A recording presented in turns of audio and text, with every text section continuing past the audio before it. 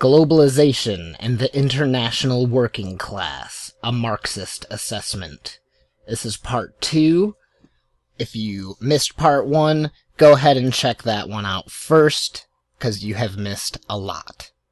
Transnational production, the nation-state, and the origins of warnings. The Spartacist defense of the nation-state is revealed most clearly in the concluding sections of their 4-part series. Here, they explicitly defend the progressive role of the nation-state system and absolve it of any responsibility for imperialist wars. The Spartacists take violent exception to the following passage from the speech delivered by David North in 1992, entitled Capital, Labor, and the National State. Under the aegis of imperialism, the globalization of production collides against the nation-state form within which capitalist rule is rooted. The efforts of the imperialists to overcome the restraints placed by the nation-state system upon their global economic ambitions lead to war. The web of alliances being formed by various transnational corporations such as Toshiba, IBM, and Siemens expresses the organic drive of the productive forces to organize themselves on a world scale. But the other side of this same process is the growing antagonism among nation-states and the eruption of various forms of national and communal conflict.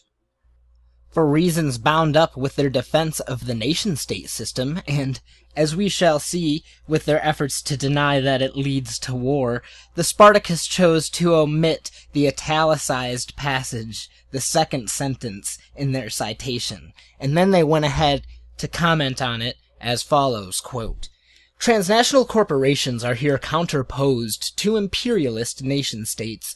Moreover, the former are presented as relatively progressive, since they serve as agents of global economic integration, while the latter are viewed as reactionary and obsolete. North's statement is diametrically counterposed to what Lenin argues in his Imperialism." End quote. The class foundation of all the political positions of the Spartacists is summed up in these sentences. They denounce the International Committee for upholding and advancing the central thesis of Marxism, that the nation-state is reactionary and obsolete because it cuts across the global development of the productive forces, and that the conflict between the global development of the productive forces and the system of national states is the source of imperialist wars. This is no mere theoretical debating point. Since 1914 and the outbreak of World War I, the attitude to the nation-state system has formed the dividing line between the program of Marxism, which fights for the unification of the international working class in the struggle for socialism, and opportunism, which defends its own bourgeoisie and its national state. In his Imperialism, Lenin demonstrated that the war signified the end of the progressive role of capitalism and its system of nation-states, and the objective necessity for the socialist transformation. Either the international working class overthrew the capitalist order, or it would be plunged into a series of wars as the bourgeoisie sought to divide and redivide the world in an endless struggle for resources, markets, and profits. This was the essential meaning of Lenin's strategical perspective to transform the imperialist war into a civil war. This perspective was based upon a profound study of the new forms of capitalist production and finance. An examination of this is enough to demolish the claims by the Spartacists that the analysis of the International Committee is diametrically counterposed to what Lenin argues in his Imperialism.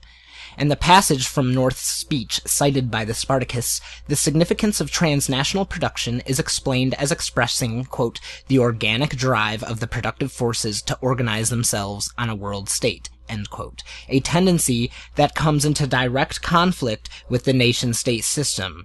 It is precisely this contradiction which Lenin underscored in his analysis of the initial development, at the beginning of the 20th century, of multinational corporations and the formation of alliances between them. Replying to bourgeois claims that, while the capitalist system was characterized by the interlocking of different enterprises, the Marxist prediction of socialization of production had not come about, Lenin wrote, "What then does this catchword interlocking express? It merely expresses the most striking feature of the process going on before our eyes.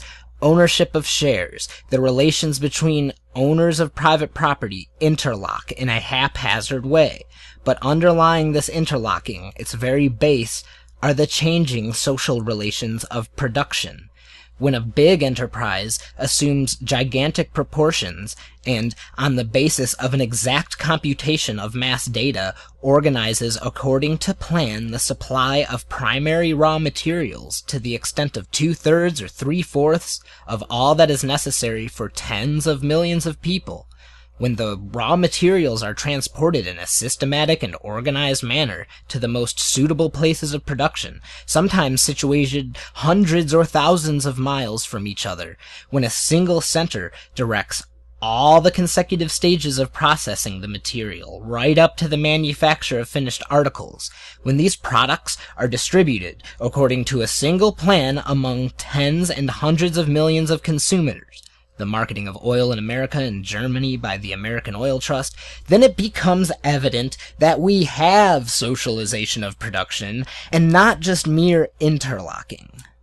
That private economic and private property relations constitute a shell which no longer fits its contents, a shell which must inevitably decay if its removal is artificially delayed, a shell which may remain in a state of decay for a fairly long period if, at the worst, the cure of the opportunist abscess is protracted, but which will inevitably be removed. Lenin's language in that passage is somewhat less direct than it otherwise would have been because imperialism was written with an eye to wartime censorship, but the political perspective he enunciates is nonetheless clear.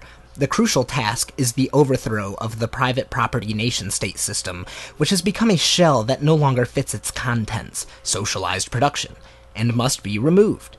The key to the accomplishment of this task, he emphasizes, is the removal of the opportunist leaderships of the working class, who rallied to the national state as they took up the call for the defense of the fatherland with the outbreak of World War I. The socialization of production, the beginnings of which were seen by Lenin in the oil industry, now extends to every sector of the economy.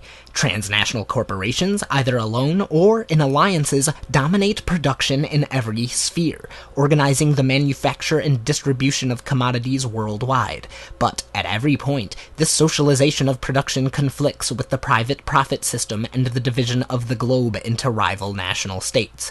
What is at stake in the Spartacist denial of the reactionary and obsolete character of the nation-state system is the denial of the entire socialist perspective. If the nation-state system is still progressive, as the Spartacists clearly maintain, then there is no basis for its overthrow. The Marxist analysis of the reactionary character of the nation-state system is not a subjective denunciation based on the ethical idea of the unification of the working class, but rests upon objective foundations. Like the feudal state system before it, the bourgeois nation-state system has become historically obsolete because it cuts across the development of the productive forces and the international division of labor. Capitalism strains against the confines of the nation-state. The historical significance of transnational production lies in the fact that it represents the striving of the productive forces themselves to overcome the constrictions of the nation-state system. It is the further development of a process that Marx began to analyze through an examination of the significance of the rise of joint stock companies and the expansion of the credit system. Turning to the formation of joint stock companies, he wrote, "The capital which in itself rests on a social mode of production and presupposes a social concentration of means of production and labor power is here directly endowed with the form of social capital, as distinctive from private capital, and its undertakings assume the form of social undertakings as distinct from private undertakings. It is the abolition of capital as private property within the framework of capitalist production itself." End quote. This abolition of the capitalist mode of production within the capitalist mode of production itself underlined the significance of the joint stock company as a mere phase of transition to a new form of production. In the same way, transnational production represents the abolition of the nation-state system within the framework of the nation-state system itself, and, in that sense, signifies the transition to a higher social order. That is, transnational production begins to lay the objective foundations for the development of the planned world socialist economy.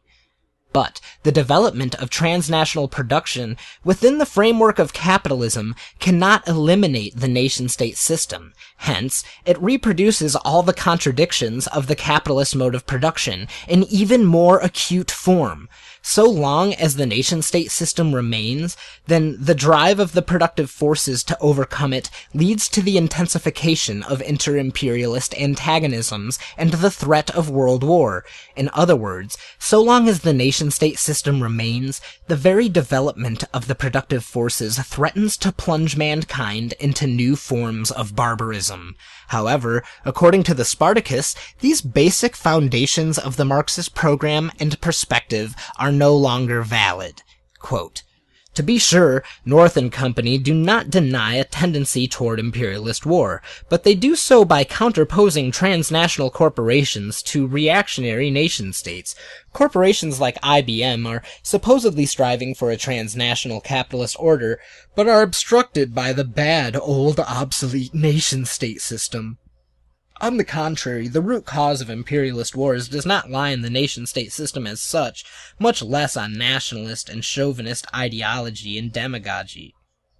Spartacus' argument here is not with some theoretical innovation introduced by the International Committee, but with the long-established analysis of the Marxist movement. In his pamphlet Socialism and War, published in August 1915, Lenin wrote, "It is almost universally admitted that this war is an imperialist war. In some cases, however, this term is distorted or applied to one side, or else a loophole is left for the assertion that this war may, after all, be bourgeois progressive and of significance to the national liberation movement. Imperialism is the highest stage in the development of capitalism, reached only in the 20th century. Capitalism now finds that the old national states, without whose formation it could not have overthrown feudalism, are too cramped for it." In his famous pamphlet The War in the International, published in November 1914, Trotsky wrote, "What the politics of imperialism has demonstrated more than anything else is that the old national state that was created in the revolutions and the wars of 1789 through 1815, 1848 through 1859, 1864 through 1866, and 1870 has outlived itself and is now an intolerable hindrance to economic development. The present war is at bottom a revolt of the forces of production against the political form of nation and state. It means the collapse of the national state as an independent economic unit." Countless other citations could be produced to show that the analysis of the International Committee on the origins of imperialist war are based on the theoretical foundations laid down by the Marxist movement over decades. The question that arises from the Spartacus repudiation of this analysis is the following. If the origins of imperialist war do not lie in the contradiction between the development of the productive forces and the political form of the nation-state, then wherein do they lie? The Spartacists do not care to elaborate, but the logic of their politics is clear. If the national state system is not the cause of imperialist war, as the Marxist movement has insisted, then it is perfectly permissible for socialists to support the strengthening of their own national state. While the Spartacists do not elaborate on the origins of war, their political trajectory is nonetheless clearly discernible, and forms part of a broader movement by the entire middle-class radical milieu. One of the most politically significant features of the civil war in the Balkans, following the breakup of Yugoslavia, has been the response of the petty-bourgeois radical tendencies. In one form or another, they have demanded imperialist intervention, either directly or in the form of the United Nations. The most egregious examples of this tendency have been the German Greens and the British Workers' Revolutionary Party under the leadership of Cliff Slaughter. The Greens have been in the forefront of the the campaign to demand direct intervention by the German military on the grounds of humanitarianism, while the WRP campaigned for intervention by British imperialism, conducted discussions with representatives of the Croatian regime of Franjo Tudjman, and applauded the activities of fascist militias. In the case of the WRP, their direct turn into the camp of imperialism was accompanied by the continuous assertion that the historical analysis of the Marxist movement on this complex question was no longer applicable. More than 3 years before, the International Committee explained the broader significance of the evolution of the WRP as a harbinger of momentous shifts in class relations on a world scale, which are always preceded by rapid changes in the positions of the petty-bourgeois radical tendencies as they prepare themselves for their new role as direct servants of imperialism. Just as the Greens renounced their former pacifism to demand German military intervention and the WRP applauded NATO intervention in the Balkans, so the open repudiation by the Spartacists of the reactionary character of the imperialist nation-state is the clearest sign of their preparation to directly enter into its service. Karl Kautsky and Ultra-Imperialism. The central accusation of the Spartacist four-part attack, the subtitle of the series, is that the International Committee's analysis of globalization constitutes an embrace of the theory of ultra-imperialism developed by Karl Kautsky, the theoretical leader of the German social democracy at the outbreak of World War I. Kautsky's thesis provided the main theoretical rationale for the support which the German social democratic leaders gave to their own bourgeoisie in its prosecution of the war, and for their virulent opposition to the Bolshevik Revolution of October 1917.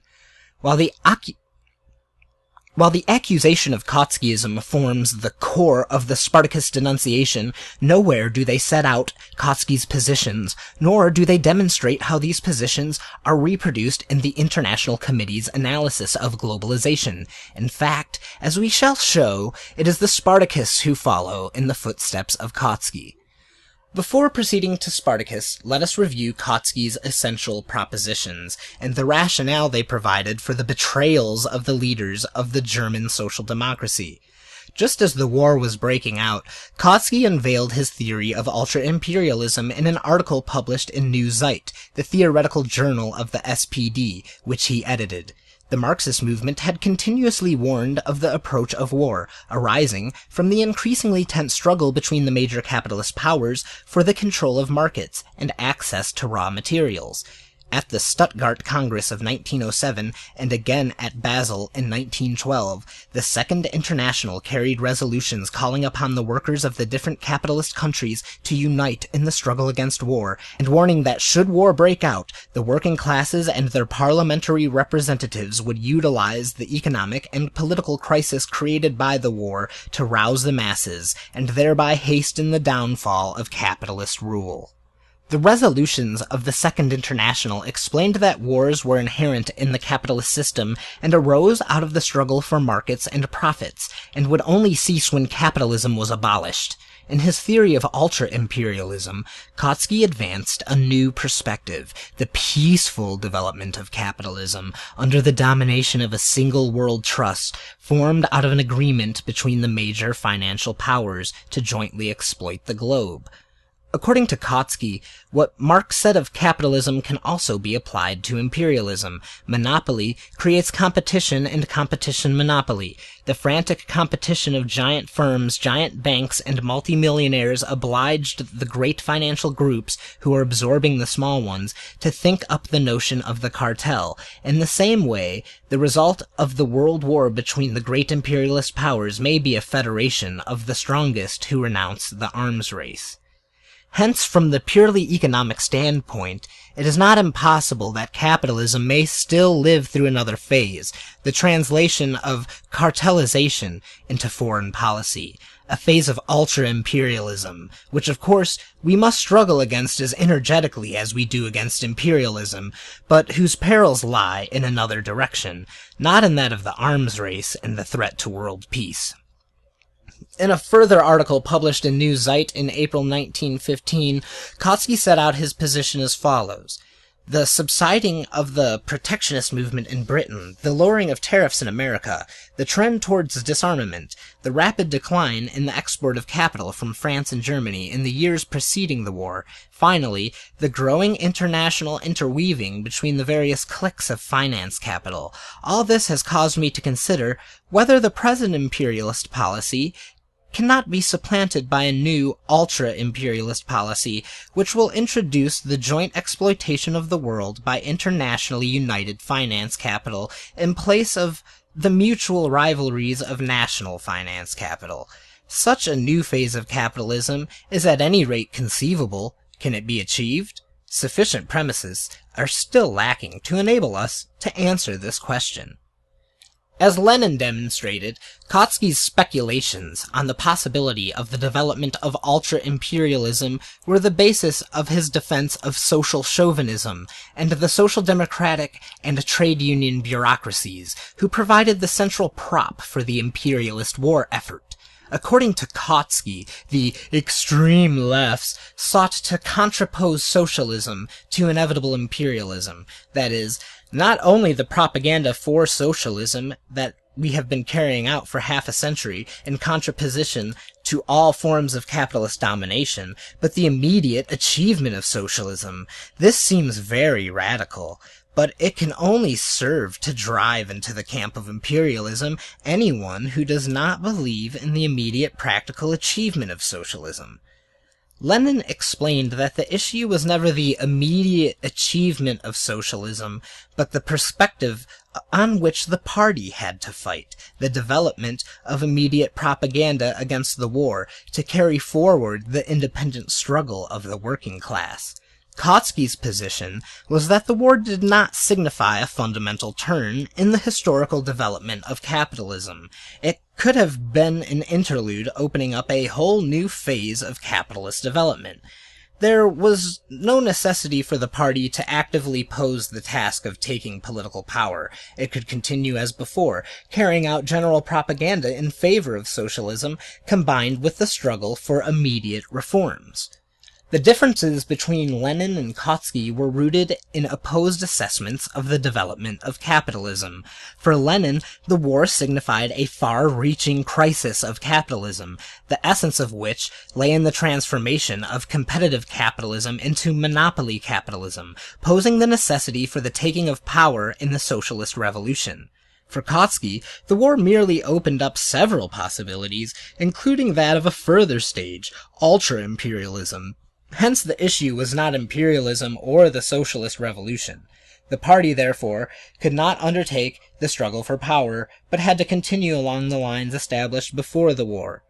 Kautsky's positions on the significance of the war and his denunciation of the left were guided by one central political objective: to provide the theoretical rationale whereby the party could resume its pre-war activities once hostilities ceased. In other words, Kautsky's theories were rooted in the defense of a definite social and political practice, and the defense of a social layer, above all, the labor and trade union bureaucracies and sections of the petty bourgeoisie aligned to them. Spartacism and Kautskyism. The social forces motivating the politics of the Spartacists are the same. Just as Kautsky sought to deny that the outbreak of the war represented a fundamental turning point in the development of capitalism, so the Spartacists maintain that the globalization of production does not represent a qualitative change in the structure of world capitalism. Consequently, the political arrangements of the post-World War II period can continue. Those politics were based on three foundations: the central role of the national state, the domination of the labor and trade union bureaucracies over the working class, and the possibility of achieving reforms within the framework of capitalism. All of Kautsky's theoretical positions were motivated by one overriding concern: to deny that the struggle for socialism was now placed before the working class as a life-and-death necessity for which it had to organize and prepare, and the assertion that pre-war forms of struggles, the fight for reforms separated from the final goal of the conquest of power, could continue. The Spartacists share this platform. Kautsky asserted, against Lenin and the left in the German social democracy, that the alternative of imperialism or socialism would drive those who did not believe in the necessity of socialism into the camp of imperialism. In the same way, when the International Committee explained that, in the defense of even its most basic interests, the working class is confronted with the necessity of overthrowing the social relations of capitalism, the Spartacists attacked this as a defeatist and abstentionist position toward the actual struggles of the working class. The Spartacists employ the same subjectivist method with regard to globalization as did Kautsky in regard to the war. According to Kautsky, even before the opening of the war, the arms race and the cost of colonial expansion had reached such a level that they were threatening the very basis of capital accumulation. Consequently, economic bankruptcy would occur prematurely as a result of continuing the present policy of imperialism. This policy of imperialism, therefore, cannot be continued much longer. That's what Kautsky thought. That is, the arms race and the eruption of the war were not the outcome of objective tendencies within capitalism, but merely a question of a particular policy, options chosen by the bourgeoisie. Consequently, when the dangers of those policies became clear, the bourgeoisie would move to implement new ones. In exactly the same way, the Spartacists insist that globalization is not the outcome of inherent contradictions within the capitalist mode of production, but is simply a policy pursued by the bourgeoisie. At a certain stage, the bourgeoisie will recognize the dangers of this policy to the stability of the nation-state and implement other policies. Just as Kautsky suggested that the imperialists would assess the damage to their interests by the war and come to an agreement for the joint domination of the globe, so, according to the Spartacists, the imperialist powers will recognize the dangers posed by globalization and take action to reverse it. As for the Spartacist accusation that the International Committee has advanced the possibility of some peaceful ultra-imperialist development of capitalism arising from the globalization of production, this is easily refuted by an examination of the record. In addition to the programmatic statements previously cited, one need only turn to the ICFI Manifesto, Oppose Imperialist War and Colonialism, published for the World Conference of Workers Against Imperialist War and Colonialism held in Berlin on November 16th and 17th, 1991. The resolution explained that the Gulf War and the virtual destruction of the industrial infrastructure of Iraq marked the beginning of a new eruption of imperialist barbarism. It warned that capitalism, after twice this century plunging mankind into world wars, was preparing an even greater world conflagration.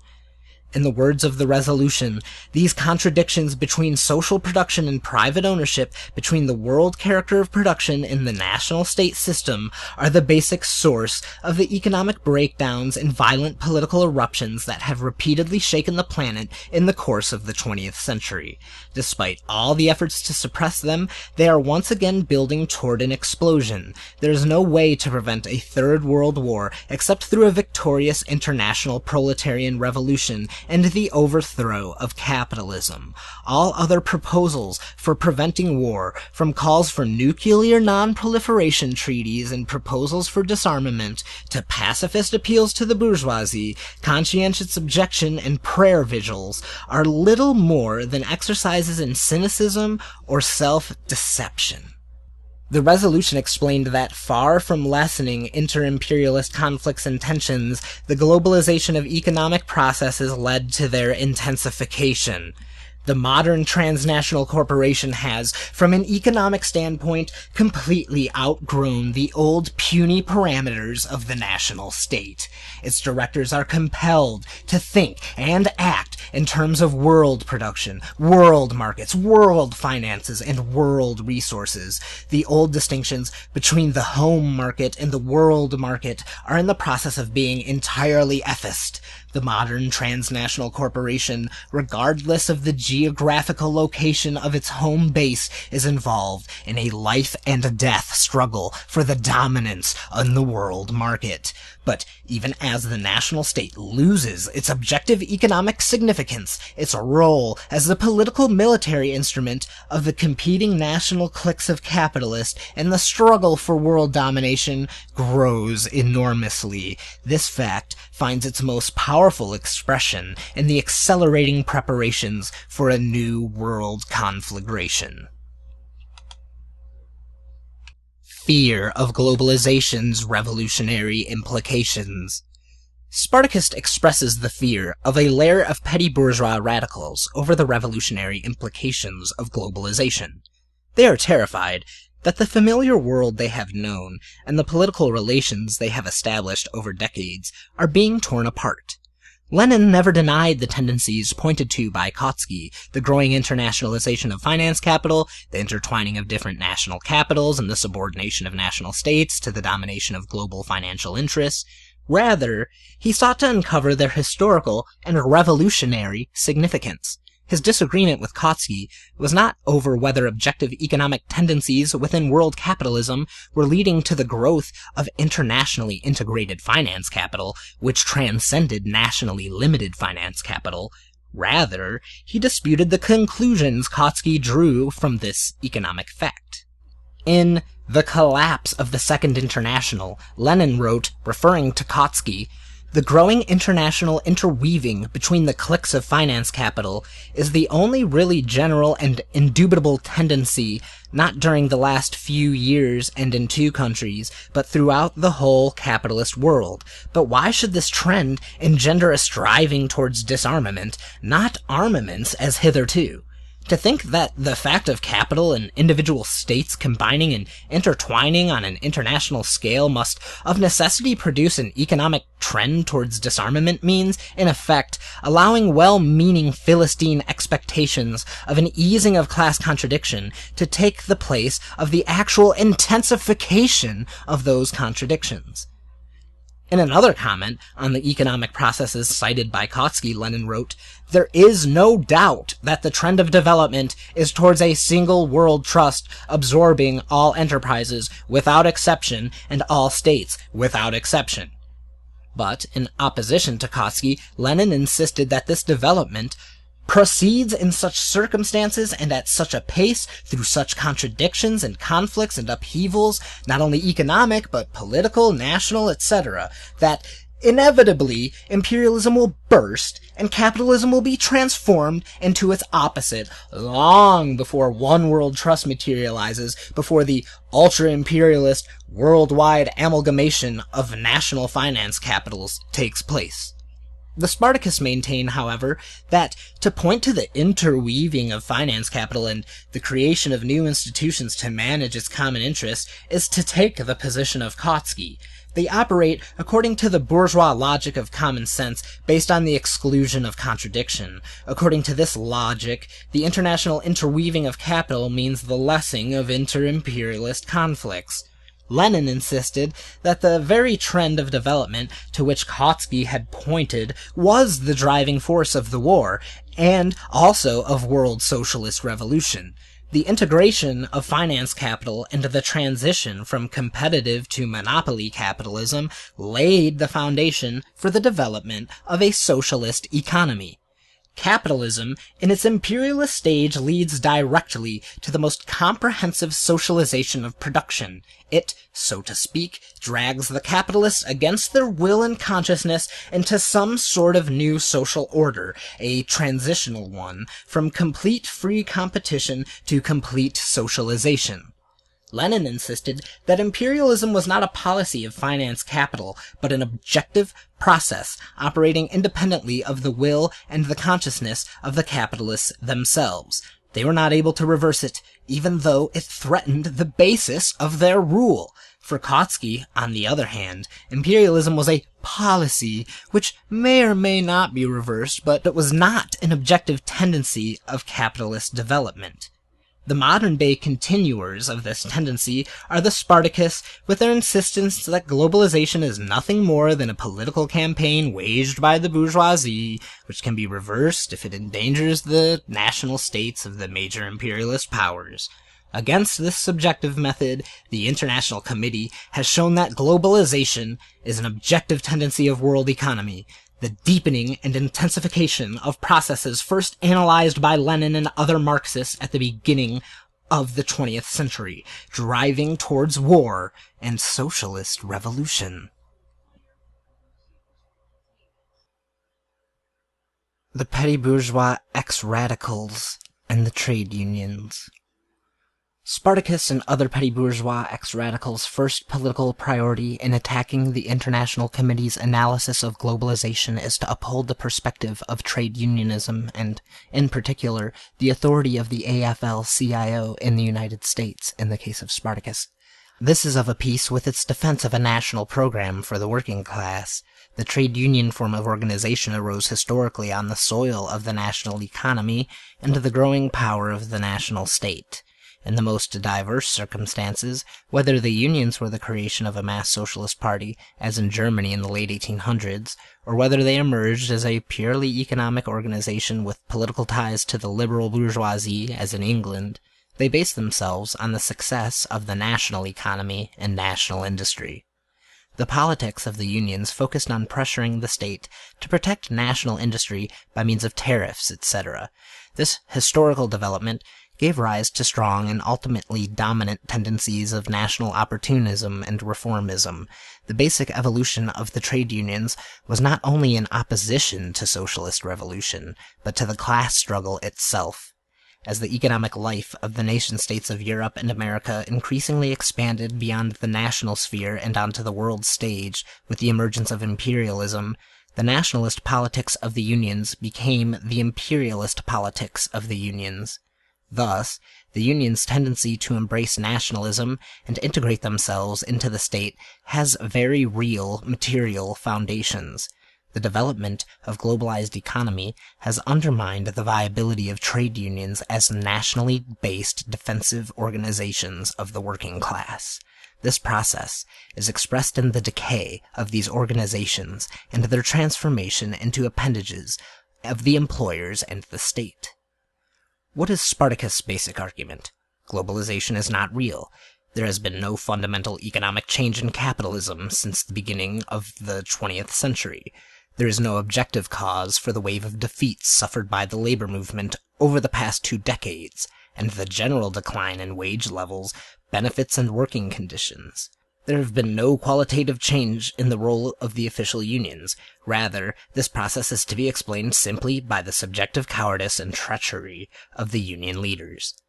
Spartacus attacks the Socialist Equality Party for insisting that the decline of the unions cannot be simply or even primarily ascribed to the subjective qualities of the union leaders, but that the corrupt and reactionary character of the leaders must rather be understood in the final analysis as the subjective expression of more fundamental objective processes. The effort to establish the link between political processes and more essential changes and developments in the mode of production has always been the hallmark of Marxism. This scientific approach flows from the philosophical premises and world conception of historical materialism. Certainly, this was the method of the towering figures of the Marxist movement, including Marx and Engels, Lenin, Trotsky, and Luxemburg, and they applied it to the study of the evolution of the trade unions and their assessment of the limitations of this form of working-class organization. This historical and materialist approach has always distinguished Marxism from revisionism. For Lenin, the objective connection between the development of imperialism and the degeneration of social democracy was the central point of his entire analysis of the betrayal of the Second International. In his preface to the 1920 edition of Imperialism, he insisted that understanding the objective basis of the betrayals of the leadership of the Second International was the key question in the political reorientation of the international proletariat. Unless the economic roots of this phenomenon are understood, and its political and social significance is appreciated, not a step can be taken towards the solution of the practical problems of the communist movement and the impending social revolution. Lenin. Nothing less is required today. The betrayals and degeneration and collapse of all the old organizations of the working class must be grasped in connection with the economic processes that underlie them. Spartacus rejects this Marxist approach. They refuse at any point to make a historical evaluation of the trade unions. Instead, they adopt an entirely subjectivist standpoint, which is summed up in their declaration. The decline of the American labor movement is not fundamentally caused by the objective effects of globalization, but by the defeatist and treacherous policies of the AFL-CIO misleaders. End of their declaration. To underscore their insistence that the official unions remain viable instruments of working-class struggle, and that they simply need more militant leaders and policies, the Spartacists quote their 1984 statement called, "Labor's gotta play hardball to win." There follows a bit of fantasizing, which only demonstrates the prostration of Spartacus before the trade union bureaucracy and the essentially reformist orientation that, of necessity, accompanies their nationalist politics. They offer the example of a building strike that occurred the previous winter in New York City, where 15,000 strikebreakers were used to replace the workers. The office buildings operated more or less as usual. Workers' Vanguard explains that this struggle could have had a happy ending if only the union leaders had decided to do the right thing. Spartacus writes, "But let us imagine what would have happened if organized labor had sought to organize New York City's working people, and appealed to the dispossessed population of New York's ghettos and barrios to actively support the healthy minority and immigrant building workers."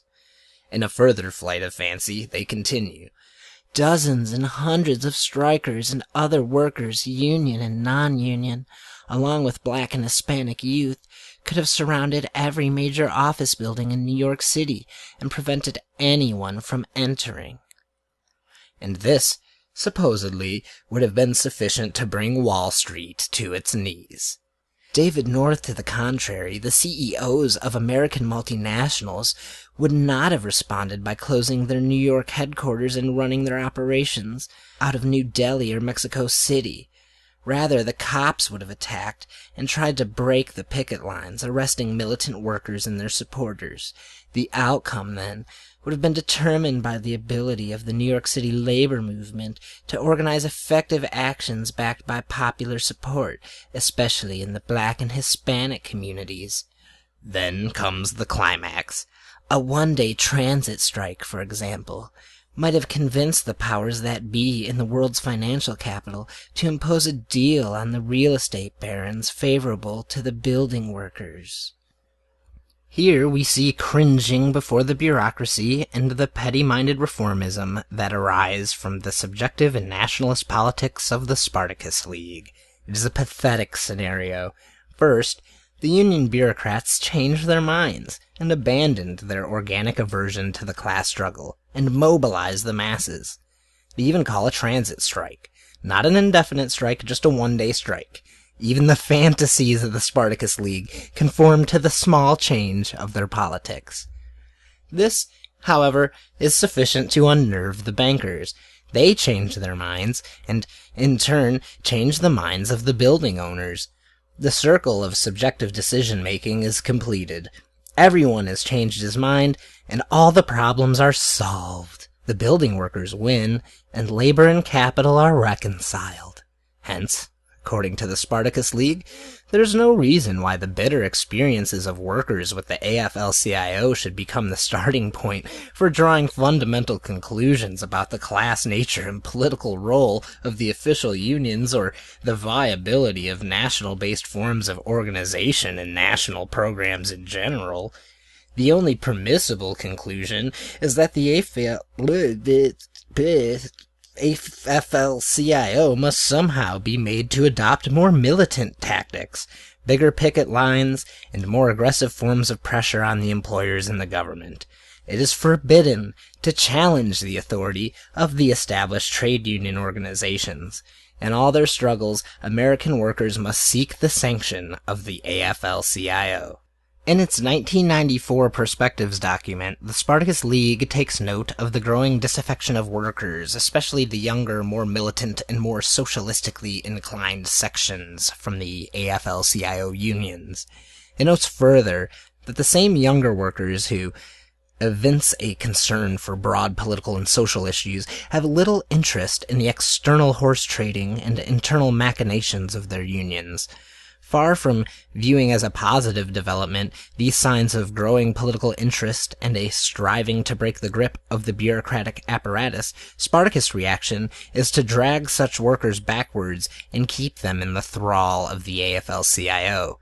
They write, "Given the succession of defeated strikes from Patco to Caterpillar, many workers, especially the younger generation, do not view their union as a potential combat organization against the boss, but at best as an agency to service their particular grievances. Consequently, we are now encountering young workers interested in broad political and social questions who are not involved or concerned with intra-union affairs. We are also encountering immigrant workers whose experience in the more class-conscious labor movements of their homelands makes them open to revolutionary politics. It is necessary to convince such workers, who may be sympathetic to a socialist perspective, that the union movement can and must be transformed into an instrument of militant struggle against the bourgeois order." One could hardly find a more categorical attempt to promote trade unionism as a political antidote for the growth of socialist political consciousness within the working class. This paragraph reveals the diametrically opposed social and political tendencies embodied in the Spartacus League, on the one hand, and, on the other, the International Committee and the Socialist Equality Party in the United States.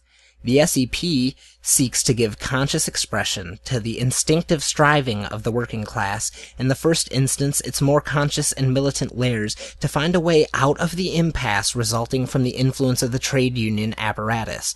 It seeks to reveal the connection between the failure of the AFL-CIO and the inherent limitations of trade unionism, and explain the need for the working class to take the road of political struggle on the basis of a revolutionary, socialist, and internationalist strategy. It encourages the development of a rebellion against the labor bureaucracy, and sees in the growing conflict between the working class and the AFL-CIO the basis for new, more militant and revolutionary forms of working class organization.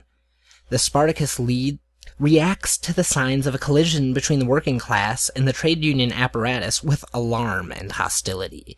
It seeks to defend the apparatus and to hold back the working class. It is well aware that the very workers who are hostile to the union apparatus are looking for a more revolutionary alternative, and they will be attracted to the political program of the Socialist Equality Party.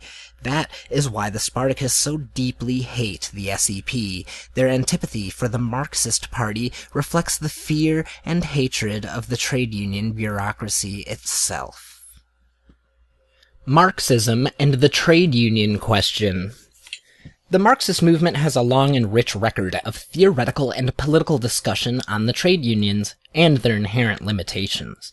The Spartacus League makes no study of this record. Instead, it attributes to Marxism a rosy assessment of trade unions and their supposed revolutionary potential, which is entirely unwarranted from the standpoint of Marxist doctrine and, moreover, flies in the face of the long and bitter practical experience of the working class with the unions. The Spartacus League summed up its conception of the relation of the Marxist movement to the trade unions in an article published in Workers' Vanguard in July 1993, entitled Workers' League versus the Unions. They declared that, for communists, the fundamental aim in the labor movement is to transform the unions into a tool of the revolutionary will of the proletariat. This claim is radically false. Revolutionary Marxists have never considered their fundamental aim to be turning the unions into instruments of the revolutionary struggle of the working class.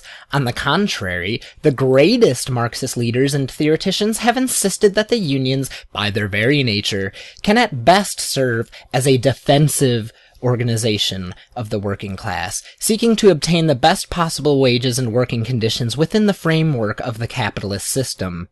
Whatever tactics revolutionary Marxists advocated for intervening in the unions, they emphasized, as a matter of principle and revolutionary strategy, the narrow and limited scope of trade union struggle. They sought to educate workers on the need to construct independent political parties based on the perspective of socialist internationalism to fight for political power and the abolition of the wages system. The Spartacist attempt to cut Marx down to their own size produces laughable results. At one point, they counterpose to nationally limited trade unionism the need for an internationalist class struggle perspective. According to Spartacist, the vehicle for carrying out such a perspective is not a socialist political party of the working class, but rather the trade unions, somehow transformed from organizations that have historically embraced nationalism and class collaboration, into their internationalist and revolutionary opposite. Next comes the following astounding sentence. Indeed, one of the reasons for the establishment of the First International founded by Karl Marx was to organize trade union solidarity between workers in Britain and continental Europe. In other words, Marx founded the First International not as the International Revolutionary Party of the working class, to which the unions would be entirely subordinate, but rather as a means for building the unions and coordinating their activities on a European-wide scale. Thus, Spartacus recast Marx in its own image, reducing him to a trade union administrator. We've already seen the theoretical blunders of Spartacist on the question of the wages struggle. It is also necessary to note the essentially ahistorical method which they employ in citing the iron law of wages, the controversy from the 1860s, in order to attack the IC's analysis some 140 years later. It is an example of the failure to consider political questions from the standpoint of their historical context and evolution that is so characteristic of the formal and anti-Marxist method of Spartacist and Petty-Bourgeois leftism in general. After all, Marx and Engels were writing about the economic struggle in the period of the first flush of trade unionism, when capitalist industry was growing rapidly in England and was just beginning to develop on the continent. The modern nation-state structure of Europe and North America was still in the process of formation, and the mass socialist parties of the Second International were still the music of the future. The working class was just beginning in a mass way to make its experience with trade unions, and while their essential limitations could be grasped from a scientific understanding of the class relations of capitalist society, the future evolutions of the unions could not be predicted with complete precision. An entire historical epoch has passed since then. Capitalism has evolved from free competition to monopoly capitalism and imperialism. 2 world wars, the Russian Revolution, the rise of Stalinism, the triumph of fascism in Europe, the collapse of the Soviet Union, and decades of trade union reformism and corporatism have transpired. One would have to be a hopeless doctrinaire, a la Spartacist, without an inkling of the historical materialist method to proceed as if these great historical events and experiences had no bearing on Marxism's assessment of trade unionism today. Indeed, even within their own lifetimes, Marx and Engels became increasingly scathing in their estimation of trade unionism and categorical as to its organic opposition to revolutionary socialism. As a serious review of the writings of the most important Marxist theoreticians makes clear, Spartacus' notion that the basic task of socialists is to transform the unions into instruments of revolutionary struggle is a wild departure from Marxist doctrine. Indeed, Marx and Engels stressed that the unions, by virtue of their essential economic function, did not oppose the wages system, but rather helped enforce it. What is this economic function? By means of the trade union form of organization, workers in a particular branch of industry combine their forces in order to obtain the most favorable possible terms for the sale of their labor power to the capitalists. On the one hand, this is an attempt by the workers to defend their position vis-à-vis the employers, but at the same time, resting as it does on the foundation of the wages system, it is a means of enforcing the capitalist law of wages, i.e., affecting the labor market so as to keep wages at any given time at approximately the full market value of labor power. Thus, Marx wrote in Volume 1 of Capital, quote, "The trade unions aim at nothing less than to prevent the reduction of wages below the level that is traditionally maintained in the various branches of industry. That is to say, they wish to prevent the price of labor power from falling below its value." End quote. Engels, in an article entitled "The Wages System" in 1881, wrote, "The law of wages is not upset by the struggles of the trade unions. On the contrary, it is enforced by them." End quote. The same idea was elaborated in greater detail by Rosa Luxemburg in her 1899 polemic against Bernsteinian revisionism, reform, or revolution. Quote, "But the fact is that the principal function of trade unions consists in providing the workers with a means of realizing the capitalist law of wages, that is to say, the sale of their labor power at current market prices. Trade unions enable the proletariat to utilize at each instant the conjecture of the market, but these conjectures remain outside the sphere of influence of the trade unions. Trade unions cannot suppress the law of wages. Under the most favorable circumstances, the best they can do is impose on capitalist exploitation the normal limits of the moment. They have not, however, the power to suppress exploitation itself, not even gradually." This much may be said about the purely economic side of the struggle of the rate of wages against the rate of profit, as Bernstein labels the activity of the trade union. It does not take place in the blue of the sky. It takes place within the well-defined framework of the law of wages. The law of wages is not shattered, but applied by trade union activity." End quote. By ignoring and implicitly denying the law of wages under capitalism and attributing to the trade unions unlimited possibilities for improving wages, the Spartacists, notwithstanding their indulgence in revolutionary-sounding rhetoric, deny the objective necessity for socialist revolution and the building of a political party of the working class based on Marxism. For if workers, by means of trade union struggle, can drive their wages ever higher, why should they embark on the struggle for power in the abolition of capitalism? At best, socialism becomes a moral desideratum, and scientific socialism is replaced by a new version of utopianism. The Spartacus League is not entirely oblivious to the reformist logic of its position. Thus, in the manner of all eclectic pretenders to Marxism, it includes a passage in its attack on the Socialist Equality Party and the ICFI, aimed at providing itself with a theoretical cover. There are, of course, the Spartacists write, limits to what can be gained through trade union struggle, however militant. As their labor costs rise beyond a certain point, capitalists will respond by retrenching, i.e. shutting down less profitable operations, introducing new labor-saving technology, as well as shifting some operations to low-wage countries. In fact, this allusion to the law of wages is theoretically flawed. It suggests that the introduction of new technology to reduce the proportion of labor power to fixed capital is simply a contingent aspect of capitalist production, merely a defensive response to rising wages. While it is true that capitalists employ new technology for the specific and conscious purpose of undermining the wages struggle of workers, that is only one aspect of the matter. As Marx and Engels explained, as early as the Communist Manifesto, the constant revolutionizing of the production process is an inherent feature of capitalism, dictated not only by the pressure of the working class, but by the competition between rival capitalists, which is an essential feature of the capitalist market. But even more illuminating of the basic method of Spartacus, that is, subjectivism, is what immediately follows the above-quoted sentence. Quote, "The labor bureaucracy points to the ability of the capitalist to counter union gains by such means in order to argue that the workers must accept existing or even worse conditions without a fight, while laying the blame on workers in other countries for stealing American jobs. Thus, having alluded to a fundamental and objective feature of trade unionism, which renders it incapable of permanently raising the wages of the working class, Spartacus rushes to place the blame not on trade unionism as such, but rather on the nefarious motives of trade union officials.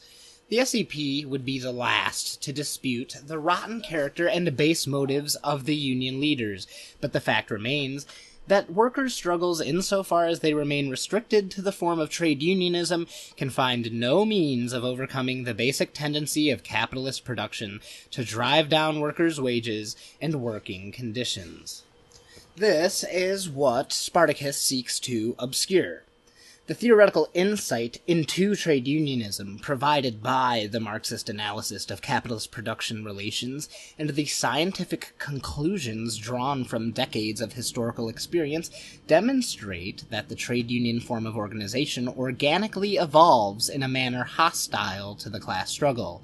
That the fact that trade unions arose historically out of the class struggle does not mean they provide an adequate means for prosecuting that struggle. On the contrary, their essential role as instruments through which workers collectively bargain to sell their labor power and the forms of organization attendant to that role inexorably drive them to adopt a standpoint of class collaboration and conciliation. The antagonism between the unions and revolutionary Marxism.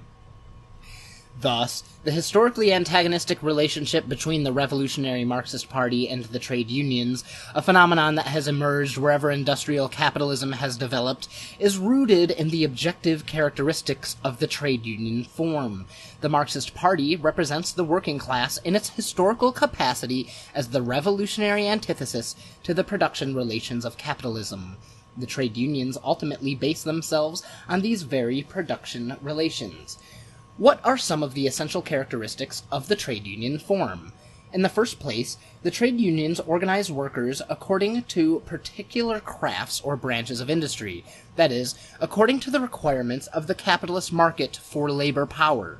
Thus, by their very nature, they do not represent the working class as a unified social and revolutionary force.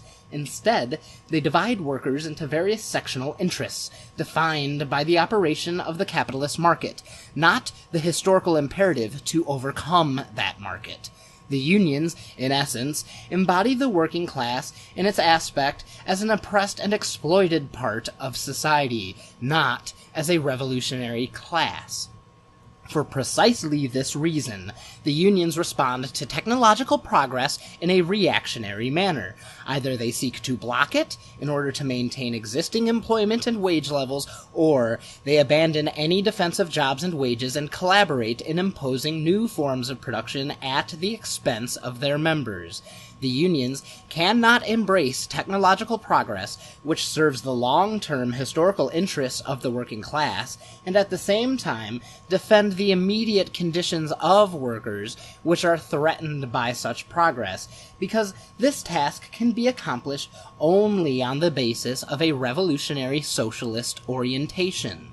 Such an orientation strives to mobilize the working class in defense of its immediate needs, while demonstrating to the workers at every point the need to abolish private ownership of the means of production and establish common ownership of technology and all the basic levers of economic life, so as to reorganize production in accord with human need rather than profit.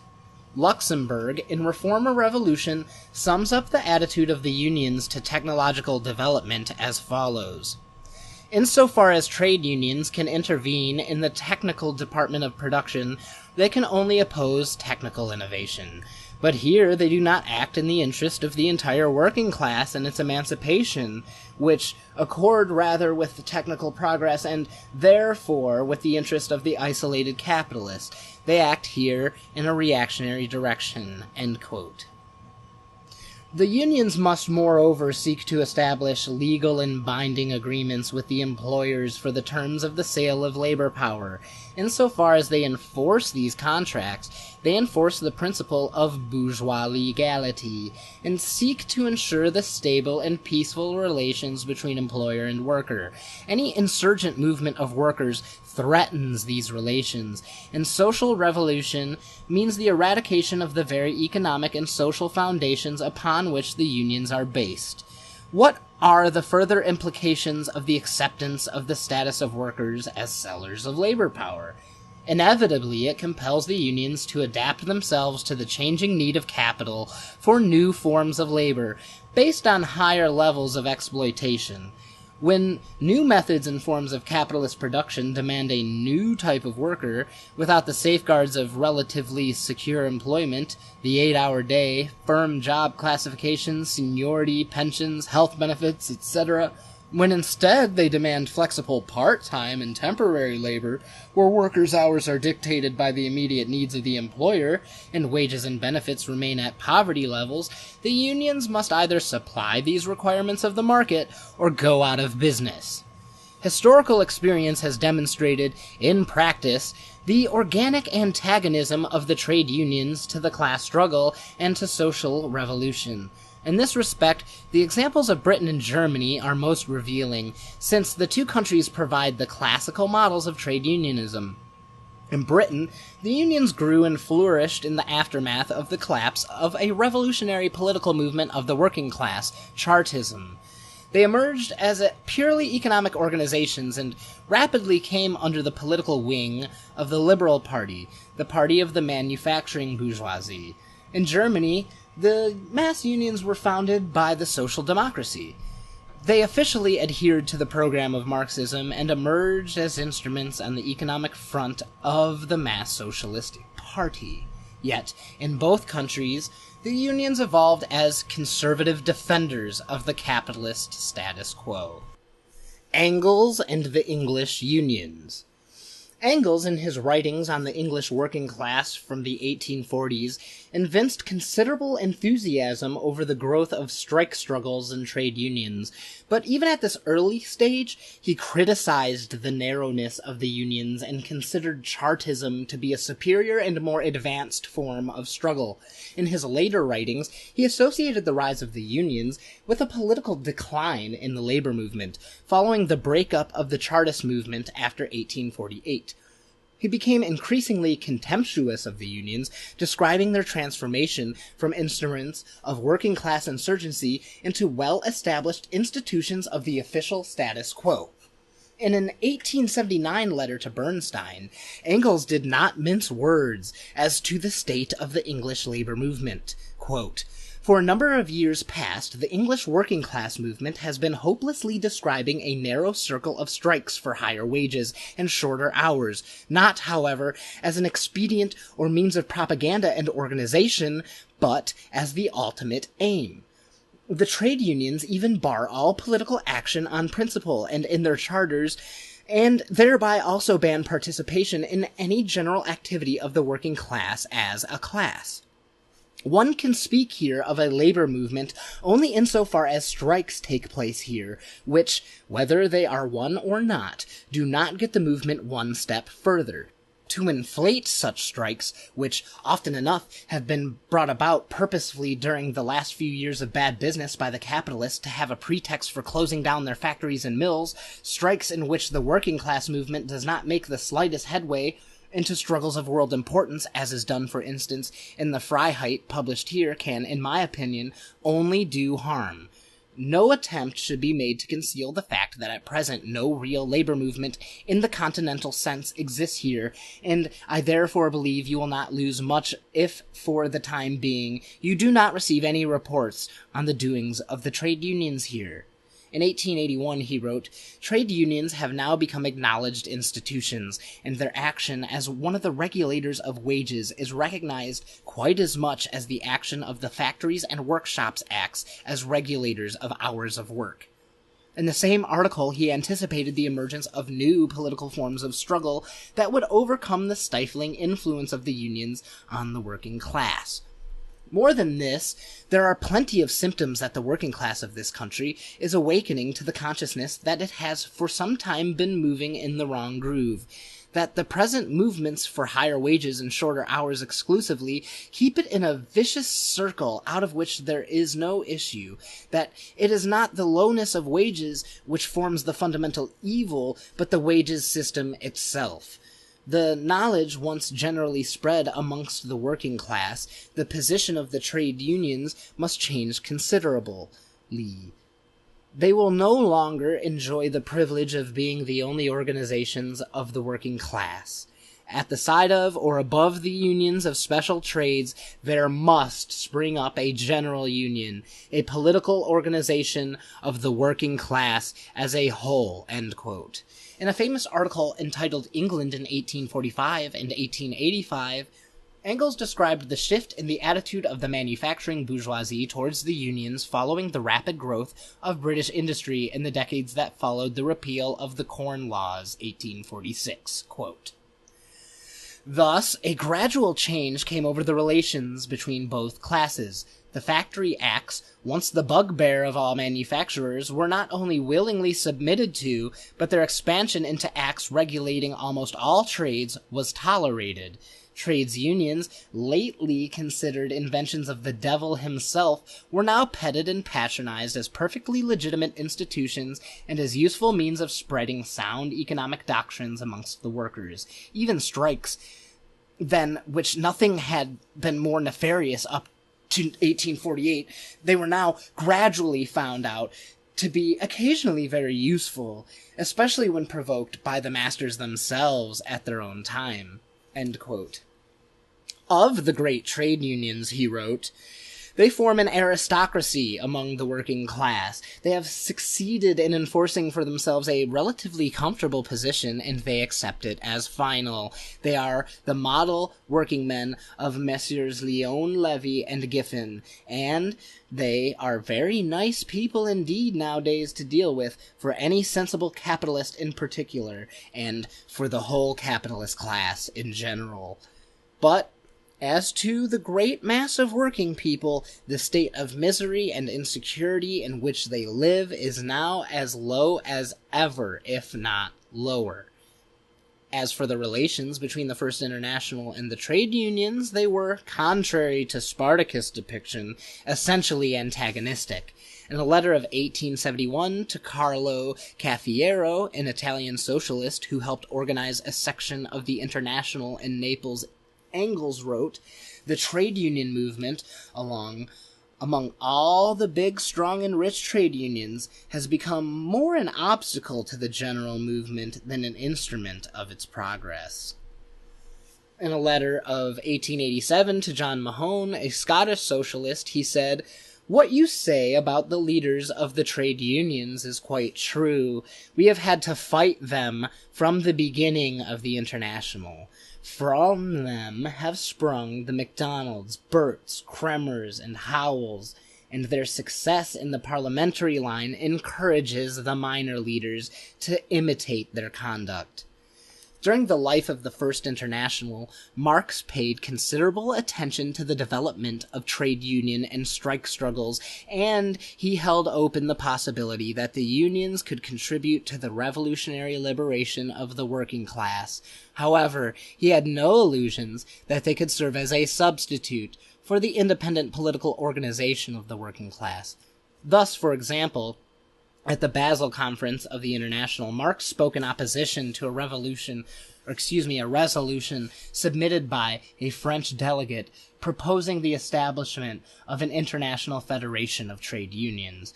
Such an association, the delegate declared, would be the true commune of the future. According to a report of Marx's speech, Marx denies that it is the commune of the future because this project rests on the division of labor, principal cause of the slavery of the workers. It may ameliorate the lot of the workers a little, but it cannot be offered as an ideal. Another report quotes Marx as follows: "The trade unions, by standing alone, are powerless. They will remain a minority. They do not have the mass of proletarians behind them, while the International influences these people directly. The International doesn't need the organization of trade unions in order to win the workers. The ideas of the International inspire them at once. It is the only union which inspires full confidence among the workers." In the final years of his life, Engels hoped that the emergence of unions among the more oppressed sections of workers, particularly the impoverished laborers of London's East End, and struggles such as the great dock workers' strike of 1889, signaled a new, militant brand of trade unionism that would contribute to the development of a mass socialist movement of British workers. Marx's daughter Eleanor played a leading role in the early struggles of one of these unions, the gas workers, as well as the political agitation that led to the formation of the Labor Party. But by the time of his death in 1895, Engels was writing with bitterness of the inclination of the leaders of the new Unionism to follow the same conservative path as their predecessors.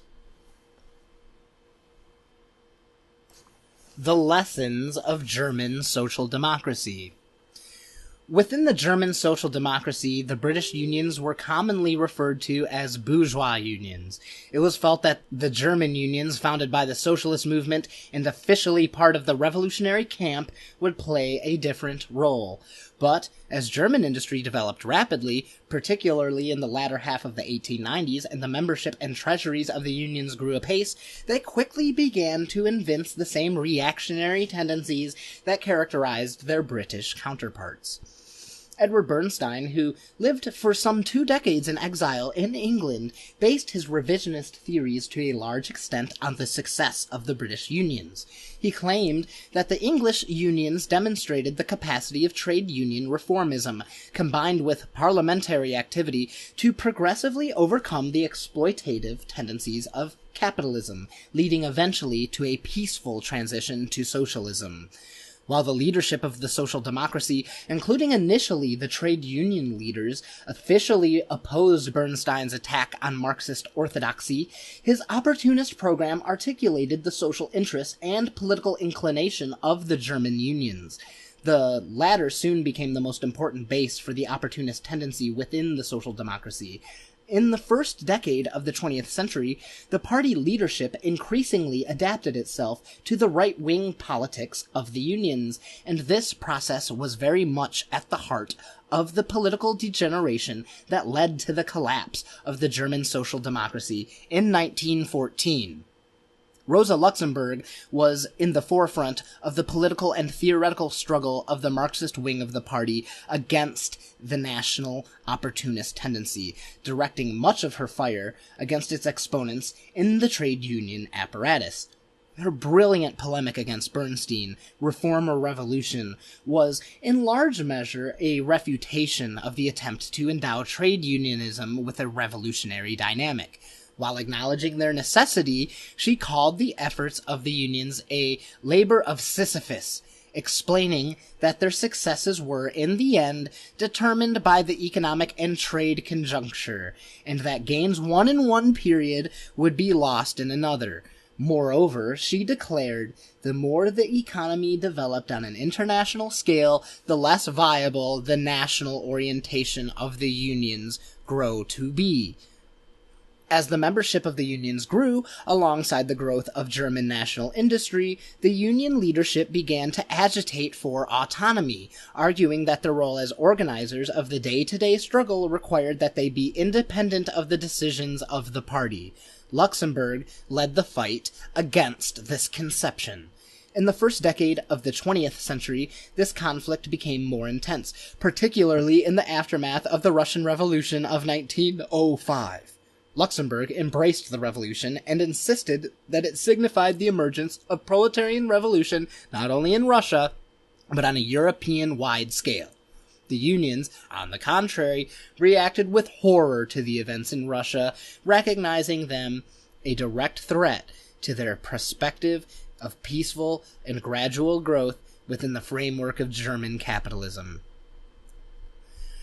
When Luxemburg declared that the mass political strikes that had rocked the Tsarist autocracy represented the form of working-class revolutionary struggle and insisted that the social democracy had to prepare consciously for the outbreak of mass strikes in Germany, the unions responded with frenzied denunciations. At one trade union congress, they passed a resolution banning any discussion of the mass strike tactic. In The Mass Strike, the Political Party and the Trade Unions, written in 1906, Luxemburg deepened her critique of the unions, warning that their opportunist trajectory, their tendency to exclude the most oppressed sections of the working class, and the growth of bureaucratism within them. Insisting on the hegemony of the Revolutionary Party over the trade unions, she directly linked the demand of the unions for autonomy with the opportunist tendency spearheaded by Bernstein. The trade unions represent only the group interests and only one stage of development of the labor movement, she wrote. Social democracy represents the working class and the cause of its liberation as a whole. The relation of the trade unions to social democracy is therefore a part of the whole, and when, amongst the trade union leaders, the theory of equal authority of trade unions and social democracy finds so much favor, it rests upon a fundamental misconception of the essence of trade unionism itself and of its role in the general struggle for freedom of the working class. Continuing, the theory of the equal authority of trade unions and social democracy is likewise not a mere theoretical misunderstanding, not a mere case of confusion, but an expression of the well-known tendency of that opportunist wing of social democracy which reduces the political struggle of the working class to the parliamentary contest, and desires to change social democracy from a revolutionary proletarian party into a petty bourgeois reform one. If social democracy should accept the theory of the equal authority of the trade unions, it would thereby accept indirectly and tacitly that transformation which has long been striven for by the representatives of the opportunist tendency. In ringing passages that provide a concise and passionate summation of the political responsibility of Marxists to combat trade union fetishism, Luxemburg penned a brilliant refutation not only of Bernstein, but of his present-day political offspring as well. The following paragraphs show the opportunists of Luxemburg's day employed the same demagogic arguments against the Marxists of that era as do the Spartacists against the International Committee today. What is the greatest crime of the IC, according to the Spartacus League? By rejecting the claim that the existing trade unions can be revived and turned into militant and indeed revolutionary organizations of the working class, the IC is supposedly spreading defeatism among the workers.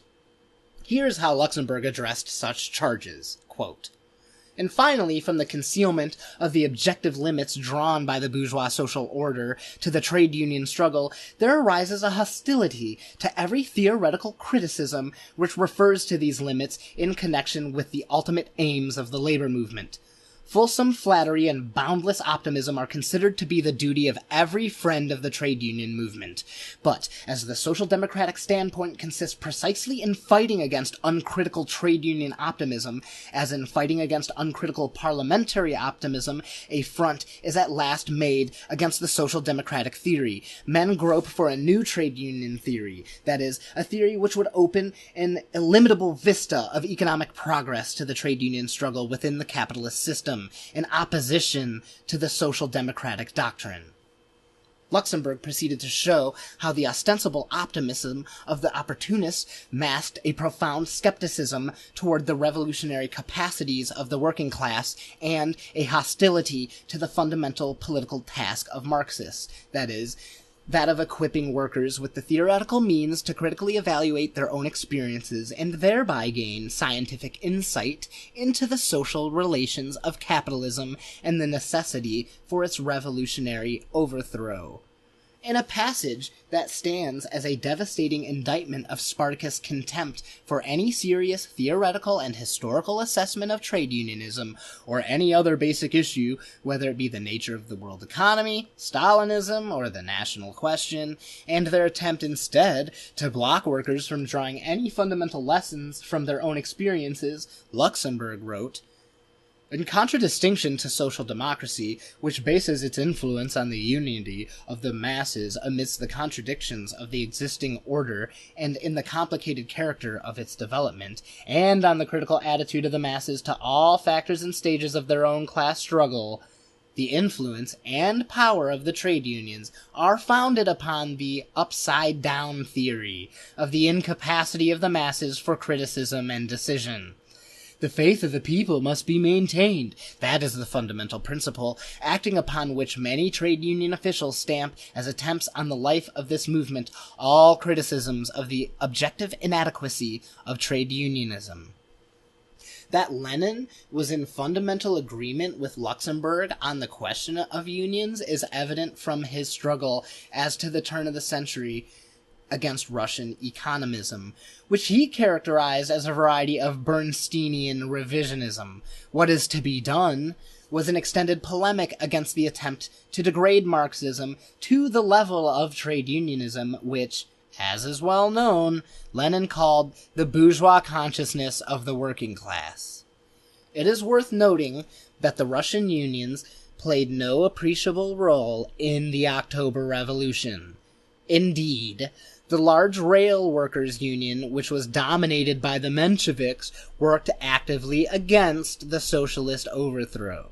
Trotsky, in The War and the International, written in 1915, made a major contribution to the Marxist analysis of the unions, stressing their historical subordination to the national economy and the national state. He wrote, "The great centralized trade unions of Germany developed in direct dependence upon the development of national industry, adapting themselves to its successes in the home and the foreign markets, and controlling the prices of raw materials and manufactured products.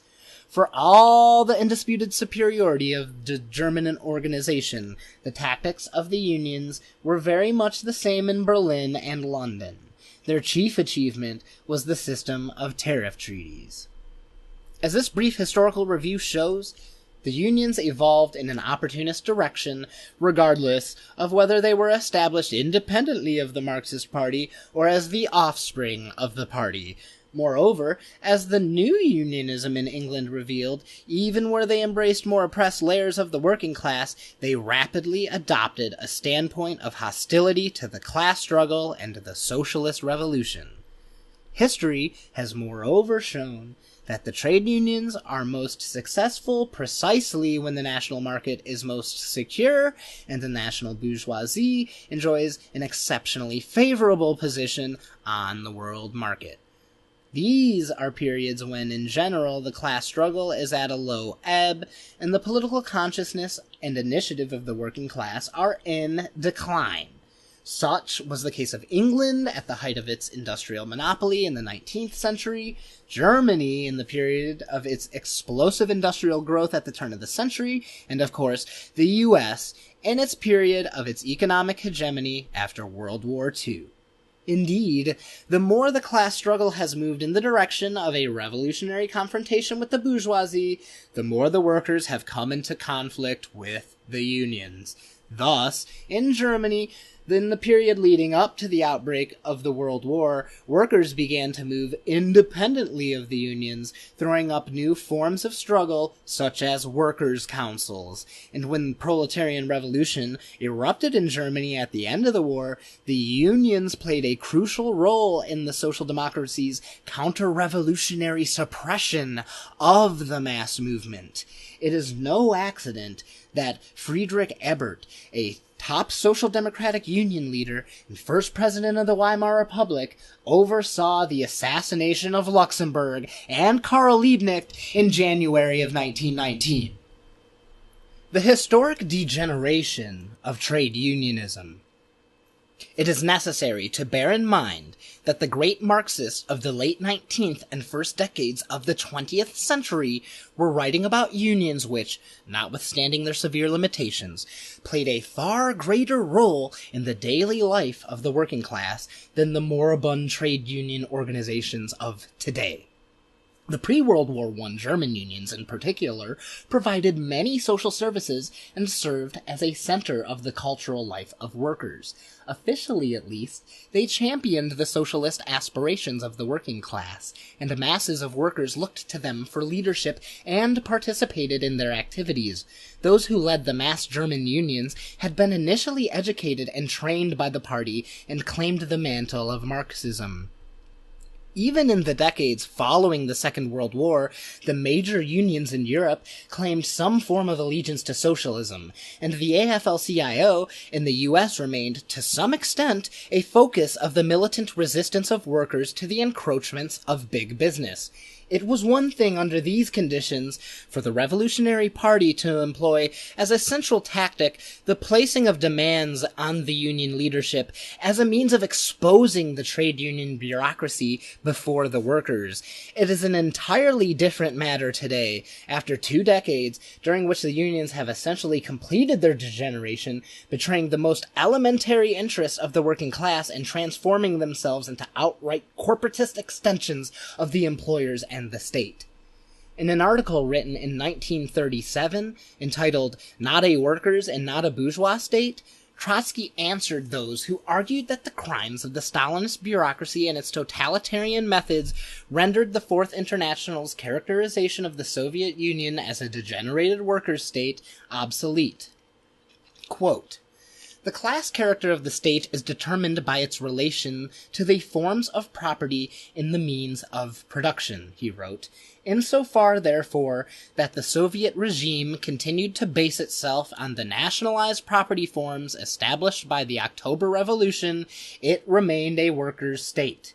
At the same time, Trotsky insisted that this assessment was not timeless. Unless the horrific degeneration of the Soviet state was halted through a political revolution of the Soviet working class and the overthrow of the Stalin regime, and the Kremlin's nationalist program was replaced by the International Revolutionary Program of Bolshevism, the bureaucracy would inevitably complete its counter-revolutionary role and usher in the restoration of capitalism. To illustrate his basic point, Trotsky made an analogy to the trade unions. The character of a workers' organization, such as a trade union, is determined by its relation to the distribution of national income, Trotsky said. The fact that AFL President Green and Company defend private property in the means of production characterizes them as bourgeois. Should these gentlemen, in addition, defend the income of the bourgeoisie from attacks on the part of the workers, should they conduct a struggle against strikes, against the raising of wages, against help to the unemployed, then we should have an organization of scabs, and not a trade union." End quote. If one considers the role of the AFL-CIO and its international counterparts in the more recent period in light of Trotsky's stipulation that a trade union is a workers' organization insofar as it seeks to defend workers' share of the national income, then it is clear these organizations have, for some time, failed to meet this criterion. For an extended period, the AFL-CIO has actively collaborated with the bourgeoisie in lowering the living standards of the working class, sabotaging strikes, framing up workers, and throwing workers onto the unemployment lines. More recently, it has embraced the government's forced work welfare reform, by which the ruling class seeks to turn millions of unemployed into a new source of super-exploited cheap labor. Workers are trapped inside trade union organizations which have assumed the character of corporatist syndicates controlled by petty bourgeois bureaucracies whose own interests are in no way connected to even a residual defense of the rank-and-file share of the national income.